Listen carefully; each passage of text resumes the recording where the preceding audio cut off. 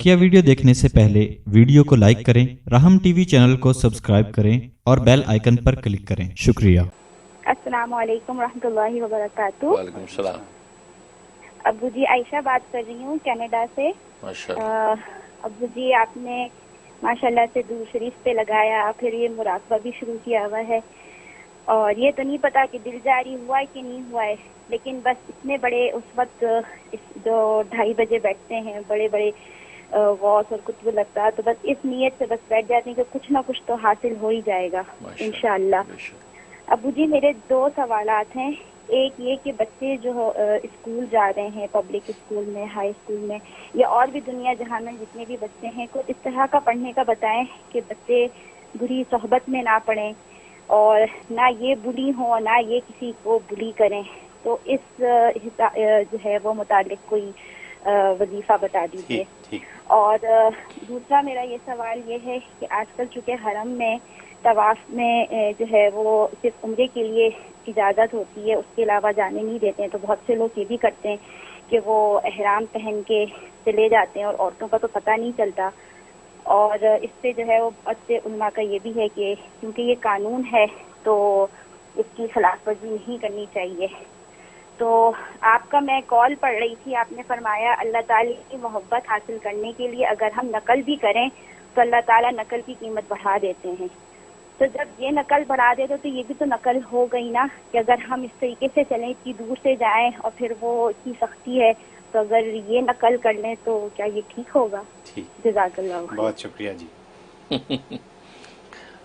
माशाल्लाह माशाल्लाह। सबसे पहले आपकी मोहब्बत को शुक्रिया। अल्लाह ताला आपको बरकत अता फरमाए और आपकी दुआएं हमारे हक़ में कबूल हों। हम भी दुआ करते हैं अल्लाह आपको जान और ईमान की सलामती के साथ दराज़ी उम्र नसीब फरमाए। ख़ास व मुराक़बे के हवाले से आप लोग जो मुनाफ़े हासिल कर रहे हैं, बड़ी अच्छी नीयत है। बिल्कुल उस वक्त जो औलिया कामिलीन बैठे हैं, आप उनके साथ जो है बैठे हैं और अनवारत इलाही नाजिल हो रहे हैं। इंशाअल्लाह छींटे ज़रूर आप पे भी पड़ेंगे और अल्लाह आपको बरकत अता फरमाएंगे।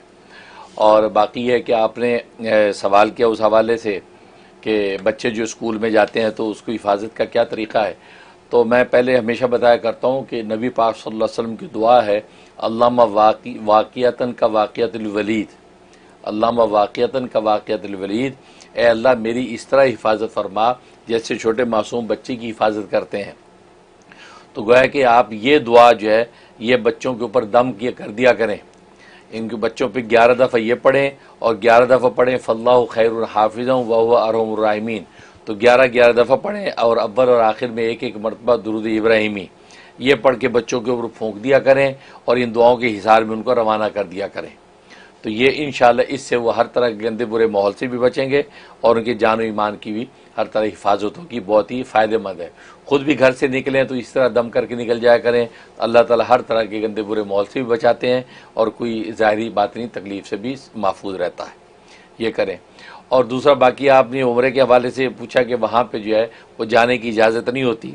कानून बना रखा है कि बार बार ना आए, बस एक मरतबा कर लिया, उसके अलावा इजाज़त नहीं। लेकिन लोग जो वो चले जाते हैं, इहराम पहन के चले जाते हैं, तो आप उसको क़यास कर रही हैं कि नकल की है, लिहाजा नकल की कीमत असल से बढ़ जाएगी, तो ये भी नकल है। तो असल में नकल नहीं, ये जाल है। जाल कहते हैं जाल साजी को। तो ये नकल नहीं, ये जाल है, यानी जाल साजी और फ़राड है। हाँ, नकल की बिल्कुल इजाज़त है, आप नकल करें तो उसमें मुजाकर नहीं। आप एहराम बांध लें, एहराम बांध के सर पे टोपी रख के एहराम की हालत में जो है वो मर्द नमाज़ें पढ़ता रहे, को जी मैंने एहराम की शक्ल बना रखी, अल्लाह ताला मुझे कभी जो है हज उम्रे पे भी बुला ले, इसको तो नकल कहेंगे। लेकिन ये तो जाल है, फ्रॉड है कि आप ऐसी भेस बदल लिया आपने और वो लोग समझ रहे हैं कि भाई ये उम्रा करने के लिए आया है, लेकिन आप जो है ना उसके अंदर जो है फ्रॉड के साथ कानून ब्रेक करके आप जो है वो उम्रा कर रहे हैं। तो ये जायज़ नहीं है। लिहाजा इसलिए इस्लाम और शरीयत का भी कानून यह है कि जहाँ जिस कानून को तोड़ने से आपकी इज़्ज़त और माल जाने का ख़तरा हो तो वो उस कानून को तोड़ने की इजाज़त नहीं है। तो यहाँ पर आपकी इज़्ज़त माल जाने का भी ख़तरा है कि अगर पकड़े गए तो जब वो आप जेल में डाल देंगे या धक्के दे के हरम से निकालेंगे या कहीं ब्लैक लिस्ट में अपना नाम लिख देंगे तो आपको नुकसान। तो ये तो जहाँ इज़्ज़त माल जाने का ख़तरा हो तो लिहाजा उस कानून को भी तोड़ने से इंसान को बचना चाहिए। हाँ, लेकिन अगर किसी ने कर लिया और इस तरीके से कर लिया उम्रा, तो उसको हज उम्रा से उम्रा हज सही हो जाएगा। वो इबादत अल्लाह क्या कबूल हो जाएगी। लेकिन ये जो अमल जो उसने किया, कानून जो तोड़ा हुकूमत वक़्त का, वो कानून तोड़ने का गुनाह अपनी जगह पे रहेगा।